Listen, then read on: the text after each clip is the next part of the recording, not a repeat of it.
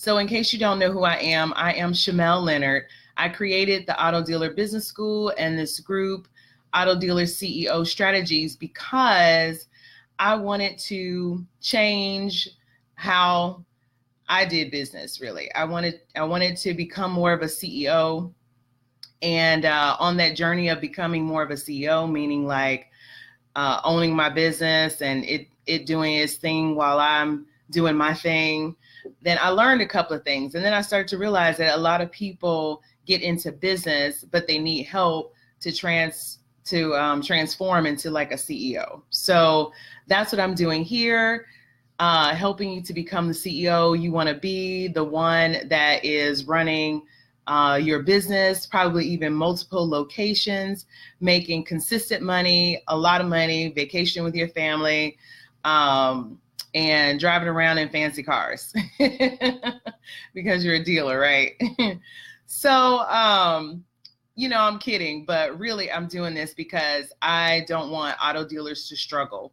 I see that a lot of us want to become auto dealers and we are losing retirements, we're losing savings, all kinds of things because we don't have a system in place to build a consistent business to make it easy to earn money and to consistently earn money. Okay, so that's really why I do what I'm doing.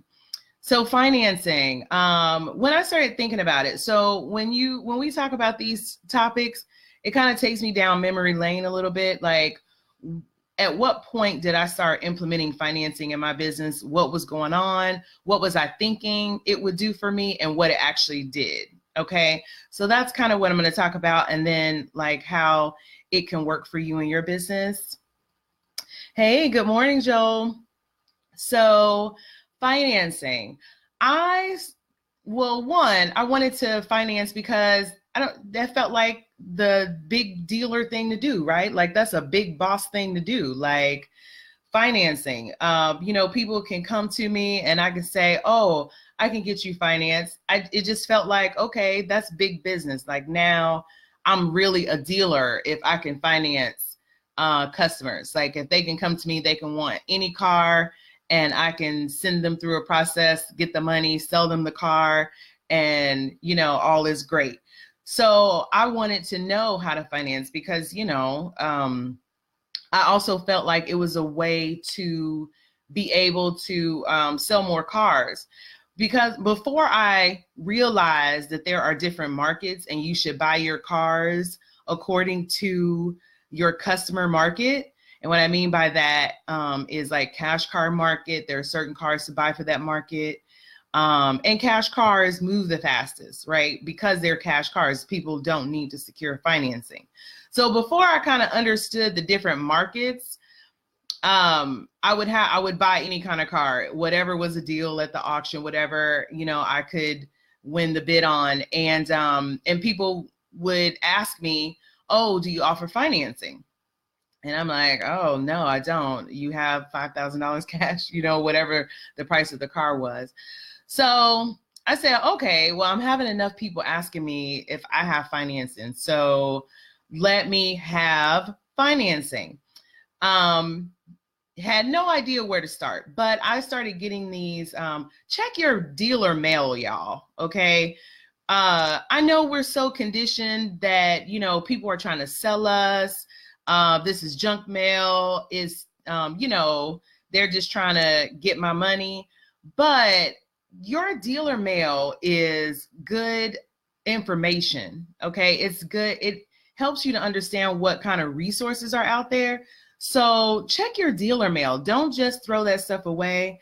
Don't, ignore it because people know you're a dealer and the services that they have, they're letting you know about, okay?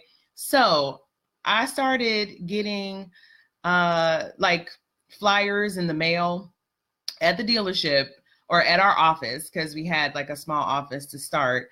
And it was talking about financing, and it was from this finance company, and I forget the name of the company now, but they said on there like GIADA member, which is the Independent Auto Dealer Association in Georgia, right?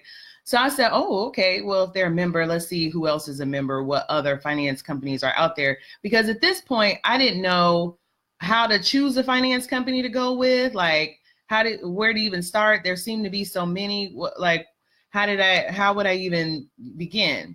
So I went to the GIADA website and they have resources there. So that's the other thing. You don't have to be a member to see who all is advertising on their site. So go to their site and see who's under financing, right? All right, so I went to their site and I found a couple of companies and I didn't really know who to go with. So I just picked a couple of companies whose names sounded good, so I ended up picking CPS, Gateway One, and who was the third? I want to say, who was the third? I can't remember who was the third. So I want to say it was those two first, okay? So I picked those two first. Then I started asking them questions about like how it worked. So call them up. Don't be afraid to talk to people because they understand that you're new to the business, right? So call them up, ask them how this works. I'm a new dealer. I want to provide financing. How does this work? Who gets approved? Who do you approve? What are your guidelines? What are your fees? Those are the questions you want to ask, okay? Who gets approved? What are your guidelines? What are your fees? Because this is when I realized why dealers don't like dealing with people with bad credit. And I'm going to go into that later because of the fees that the finance company charges, okay? So I called them up, realized that I had mostly companies that did A credit. So I needed someone to do subprime or no credit or bad credit customers because I wanted to be able to service everyone. I wanted anyone to be able to buy a car. So I wanted to figure out how to do that. So at the time I went with the company that they're no longer in business. And they did all the subprime lending for me. Now, this is when I learned why people don't like lending to people with bad credit. Okay, so what does bad credit tell lenders? It tells them that most likely you're not going to pay this bill, and I could possibly lose money. So how the finance company prevents themselves from losing money is by charging you, the dealer, more fees. Which, of course, as a dealer, if I'm going to lose money on a deal, I'm not going to sell it to someone who has bad credit or no credit, right? That's when I learned that it's not just about bad credit or no credit, it's about money. Okay, it's very often about money. Okay, so just to recap the story, read your dealer mail, plug into your Independent Auto Dealer Association network to find the finance companies, call them up. Okay, so those are the first 3 steps. Call them up, understand how it works. All right, so then after being signed up, I'm thinking, okay, they can go to my website, they can submit a credit application, everything will be automated, right? No, not so. Automation takes work. Like, you have to put work into automation. It oftentimes requires another service and it requires you thinking through the process. Okay, so automating your credit on your website is a process and you need more services than just having the finance company to do that. You also need to learn how to submit a funding package. In a previous lifetime, I was in the real estate loan world, and that's where I learned how to put together finance packages to send to underwriters so that they would approve people.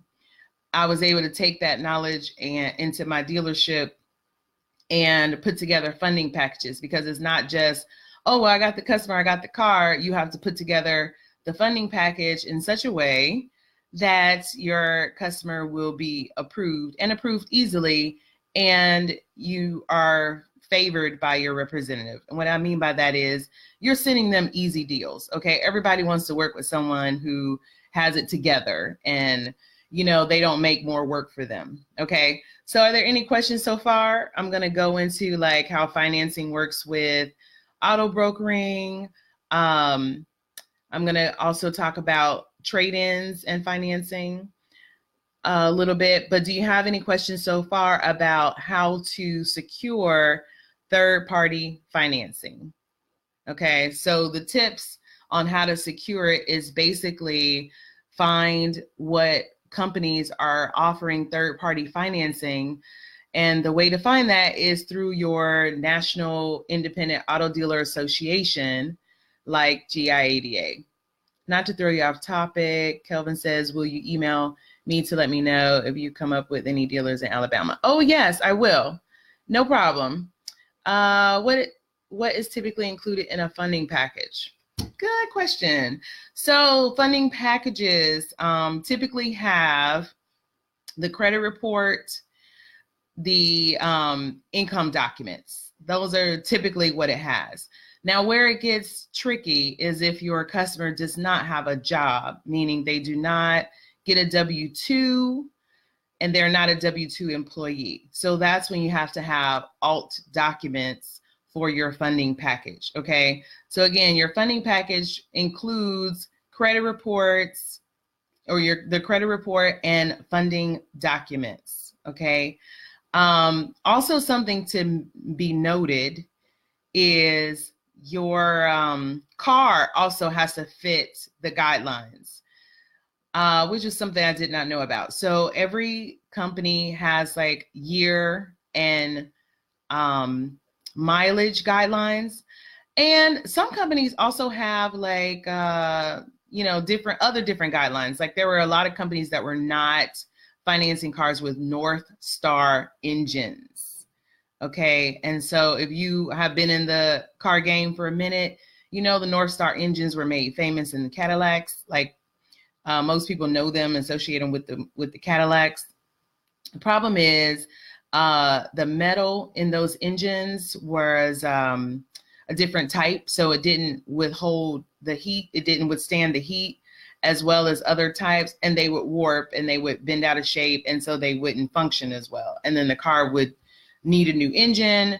And when people need car repairs like that, like an engine or transmission or something like that, they're not paying their car note. Okay, so that's why the funding company was like, we need to not mess around with North Star engines. Okay, so I'm saying all that to say, make sure you understand what the guidelines are for your car as well. Okay, yes, it was aluminum. Yes, Danny. Thank you. I don't know if you were telling me or telling others, but yeah, they made out of aluminum, and aluminum is not, it's not as strong. Like it breaks down easier with heat.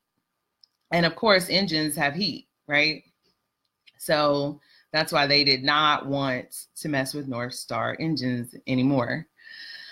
All right, so any questions on financing? I'm going to move into auto brokering. If you have questions, then just list them below. But auto brokering with financing, okay, is tricky because basically you have a customer coming to you like, I want to place an order for a car, find me a car.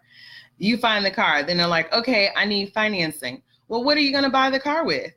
If they need financing to get the car, that's the tricky part. So auto broker deals don't work with financing as easily. You need another piece for them to work, which is either your own money to purchase the vehicles or, floor plan or any kind of line of credit or anything like that. So you can purchase the vehicle so that they can purchase the vehicle from you, okay? And you wanna make sure that this person is actually gonna purchase their vehicle. And if they don't, there's a consequence, or else people back out of deals all the time, right? Especially if there's no skin in the game, okay? So that's the tricky part with auto brokering, offering financing. If it's a third-party financing company, they're gonna ask for the title. Well, you don't have the title, it's at the auction, right? They need proof that you own this car as the dealership before they send you money for it. So you have to figure out a way to purchase it. Any questions about financing and auto brokering? And then while I'm waiting for questions, I want to go into trade-ins. Okay. So financing and trade-ins go hand in hand. People who need financing or want financing also usually have a trade-in, or they want to sell you a vehicle that they have. Like what are they going to do with their current vehicle, right? So you have to figure out your trade-in process. How I set mine up is, and how I see that a lot of dealers have set theirs up, is that your trade-in. So you know how I don't know if you've ever traded in a car, but I've traded in a car before, and you know, the amount they want to give you for it, you're like, what? Like, that's too little for this car. Well, the trade-in amount is the wholesale amount for that car, because most dealers, and you too, are going to run that trade-in through the auction. And of course, people at the auction are paying wholesale prices for those vehicles. So you cannot give retail price for the trade-in. You have to look in your auction app what that car most likely will bring. And then you have to build in a cushion so that if it doesn't bring that much, you're not out any money. You're not paying for the trade-in, right? So, and then that's what you give credit for as value for a trade-in. All right. So any questions about trade-ins? Joel says, could you get a car financed at $4,000? Yeah, what do you mean? Like, if the total price is $4,000, can you get it financed? Is that what you mean? So let me know what you mean, Joel. All right, so any other questions about financing?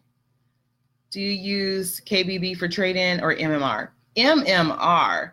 KBB to me is useless, only because one, it's, you know, mostly national. I know they've been working on like how to make it local, okay? But it's mostly national. But I need to know specifically what this car is going to bring at the auction and at this auction. So I'm going to go straight to the source to know what I can expect to earn back from this trade-in. So I use MMR all day. Joel, yes, retail. So the total price of the car is $4,000. Yeah, you can get that finance. You have to make sure your finance company doesn't have like a minimum, what do they call it? A minimum amount that they'll lend on. Like there's a minimum loan amount. That's what it is. Okay. So you just have to talk to your finance company, see if they have a minimum loan amount. Okay. Carlos says, how much do you charge for your auto brokering course? What's included? So Carlos, I haven't decided yet on how much the program is going to be. There have been a couple of people who have showed interest, like actually a lot of people, and I've been talking to them about what's a good investment for them.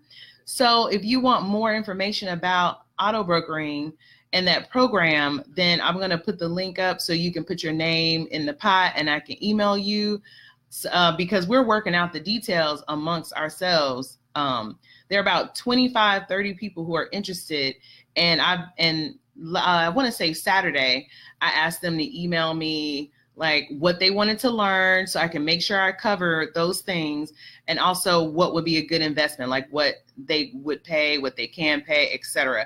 So I want to make sure it's affordable, and I want to make sure you can make sure you can, it's attainable. You can actually do it so you can get started. So I'll put the link up. I want to say, this might not be right, but I want to say it is this link, auto brokering, maybe. Let's see what comes up. Oh no, not found. Let's see, hold on. I think it's www.autodealerbschool.com/auto broker. Let's see, I think it's that one. Okay, so you can go and sign up. Okay, yes, that's it.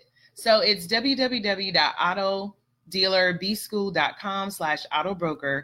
Go and sign up, and so you can be a part of the conversation so I can make this work for you. Okay, I tell everyone that I work with that, this is your education. So if you feel like there's something you want to know, then you have the opportunity to know that. Just tell me what it is you want to know, and I'll teach it to you. Okay. So you can go there, sign up, and then you can be a part of that conversation, because we're going to get started, I want to say, next week. So you want to definitely be in on that. All right, Jill says, okay, that works. Yes, just find out what their minimum loan amount is, because yes, they have a minimum loan amount, because, nobody wants to deal in little money. Nobody wants to like, oh, I'm going to make $10 off of this. Like, what does that justify all the effort I got to put into underwriting this loan and all this stuff? It's probably more in fees for them for a certain loan amount. So just to give you some insight to what they're thinking, like certain loan amounts are not profitable. So they may have a minimum loan amount. Okay. All right. So any other questions about financing? Financing, I want to say this.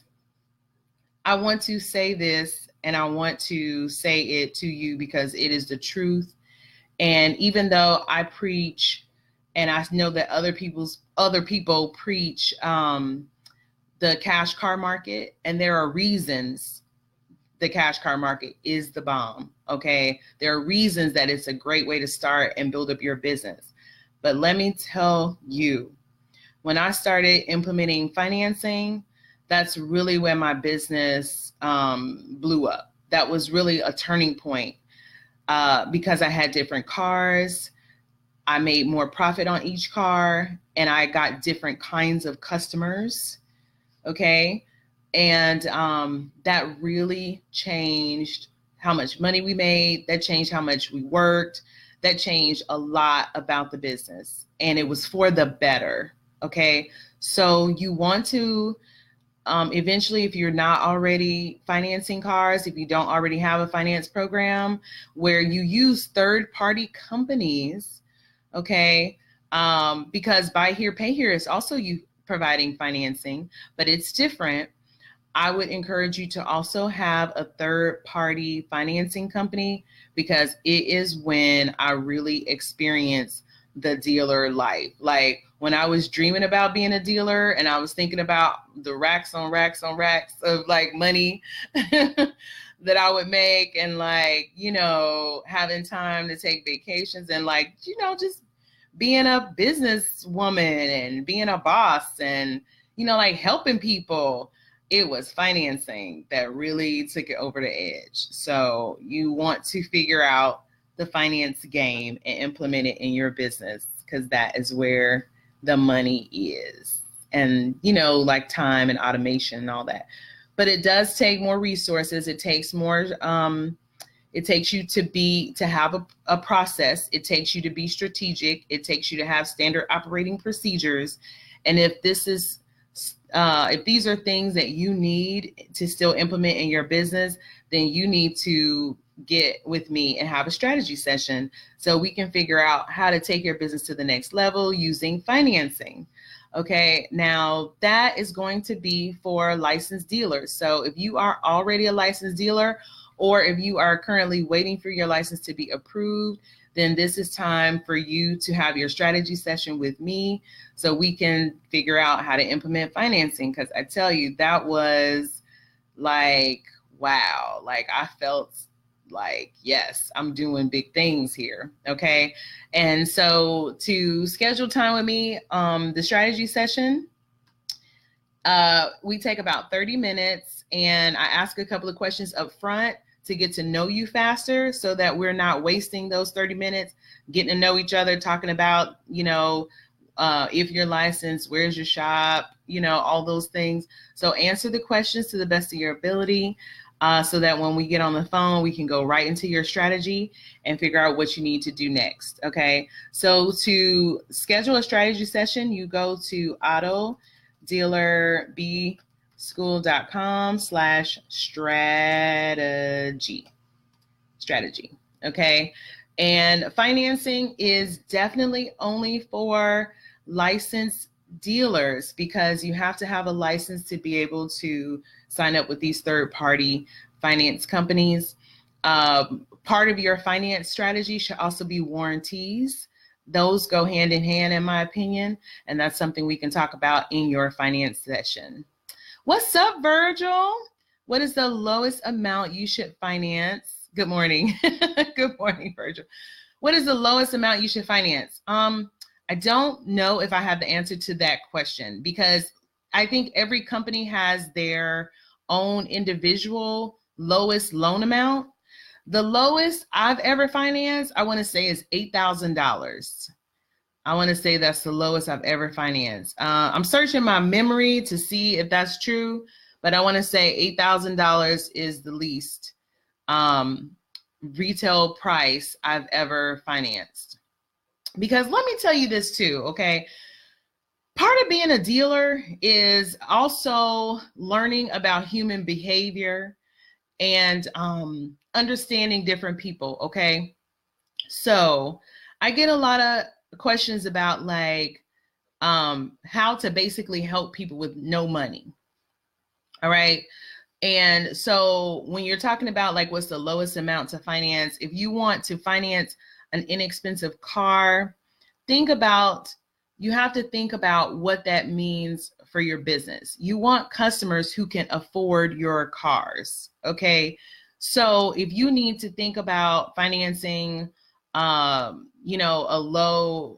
small payment for a car, that customer may not be able to afford that car. You want customers, because financing, they're going to ask you, how much did this customer put down?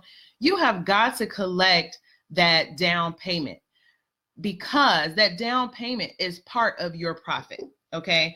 So you can be out here if you want, letting customers roll out with your cars with no down payment. People who have no skin in the game have no respect for your business, because they have not committed to you. Okay.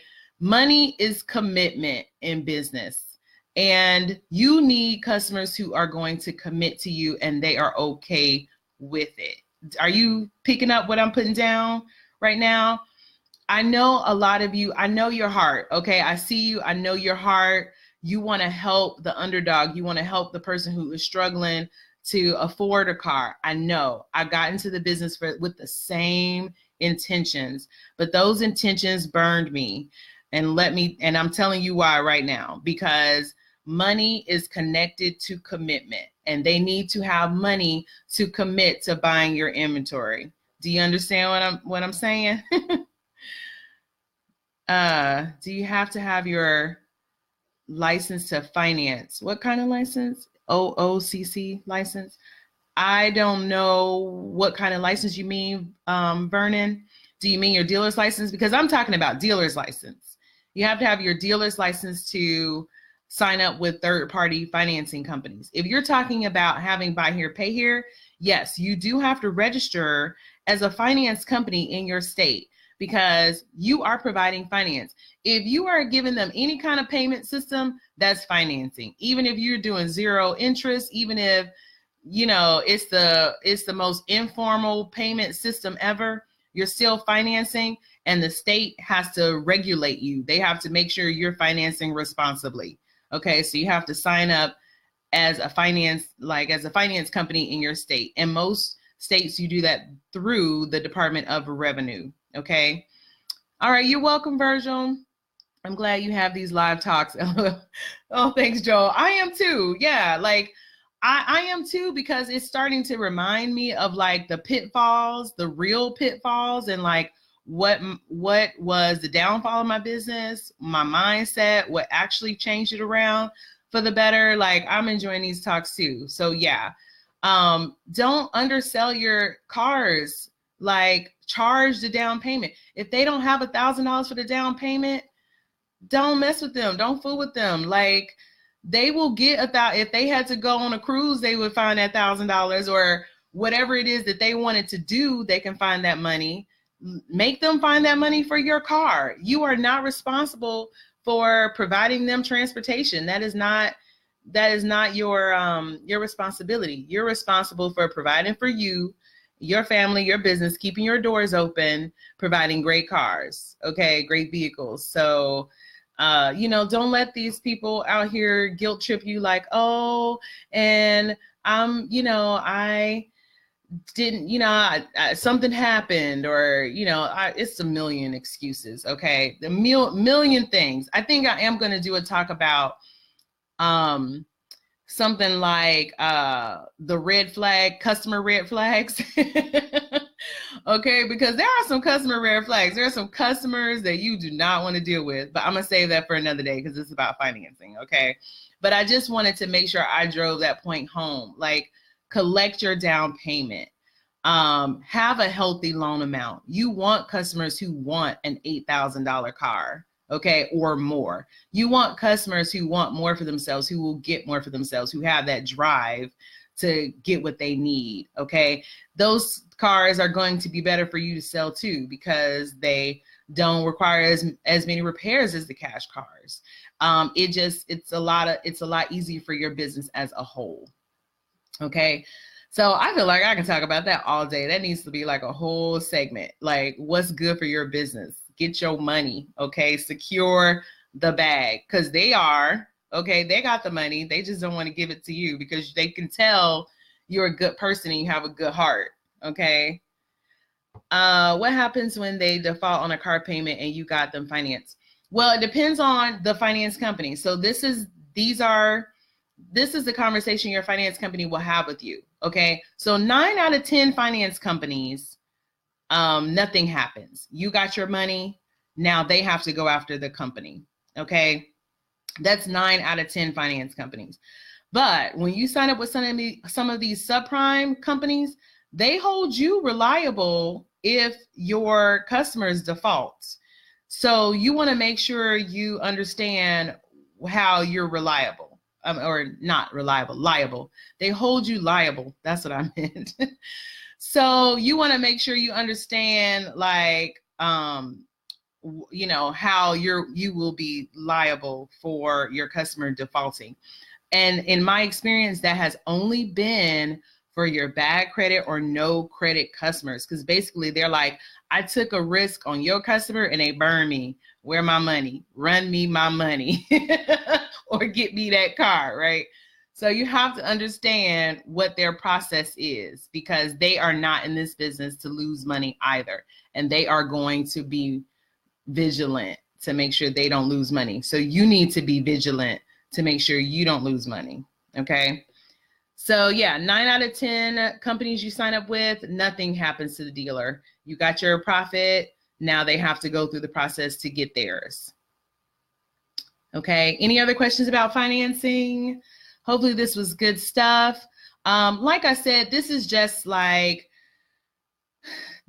me giving what I can in a small amount of time, but I work with people for 6 weeks to teach them things like this, to implement a financing plan. If you want to be one of those people who I work with and hold your hand basically while you set up a profitable business that withstands these bad customers trying to take advantage of your niceness, then we need to figure out what your strategy is first. That's the first step. So make sure you get some time to talk with me about your strategy so we can figure out what you need and how I can give it to you. Okay.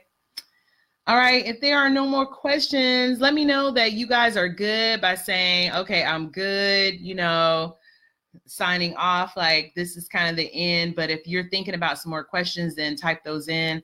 I want to make sure I get your questions answered. Also, as always, you can just leave questions later in the comments and I'll answer them.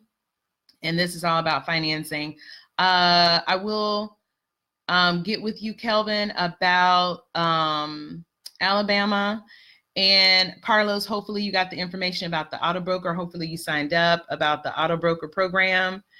You're welcome, Eric. I can't wait to talk to you again and see how things are going. Let's see, Jesse, what are some things you look for when you finance? Some things I look for when I finance, like in the car, you mean?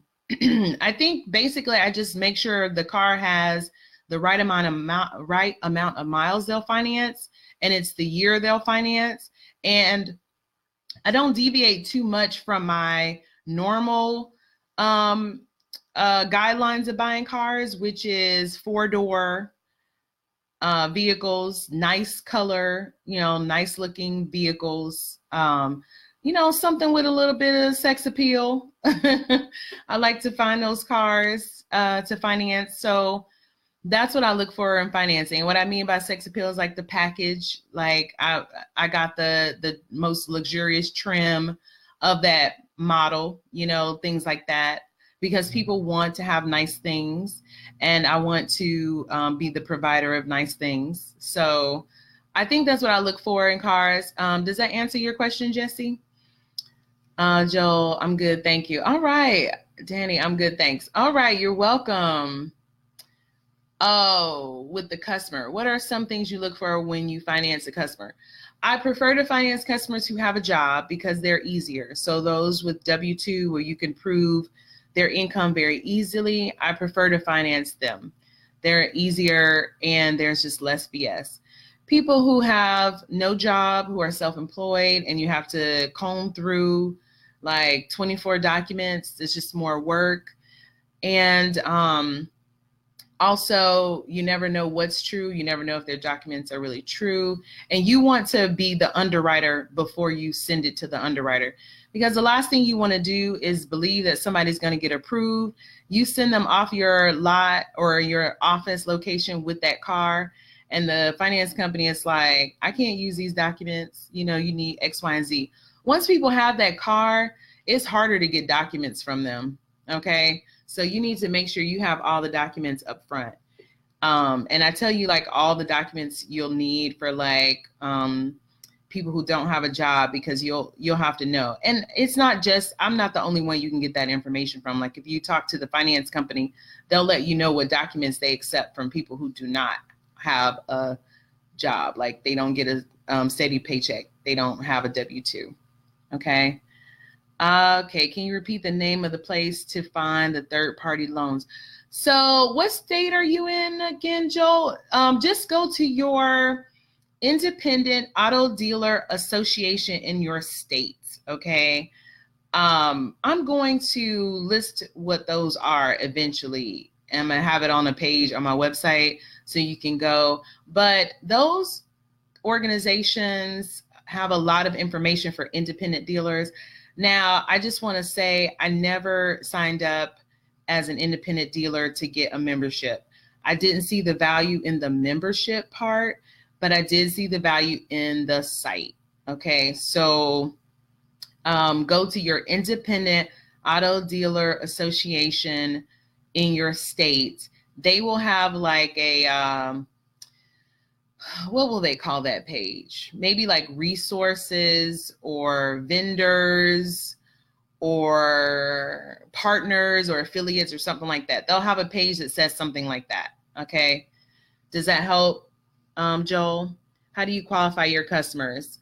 Just make sure they have a job. That's the first thing, that they make money, because money solves a lot of problems. Okay. I don't get it when people are like, more money, more problems. Maybe I haven't had that much money to have problems, but make sure they have money, because if they have money, then more than likely they're going to be approved, even if they have bad credit. It's the people who have bad credit and no money that it's like, I mean, you're giving me very little to work with here.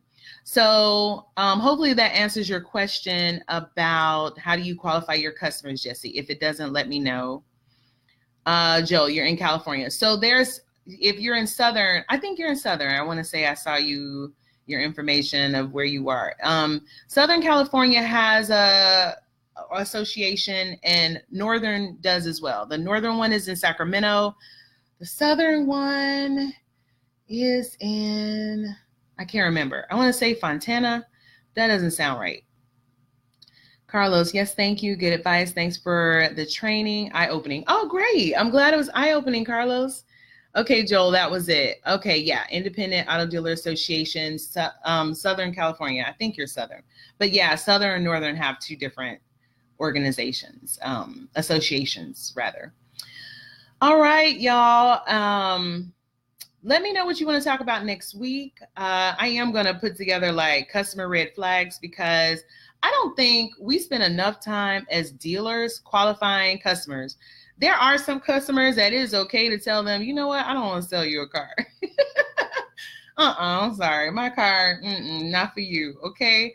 There are some situations where you should invoke your rights as a business owner and refuse to work with some people. Okay, so I'm thinking about doing that at some point, but let me know what else you want to talk about to get you making this money, because profit does solve a lot of problems.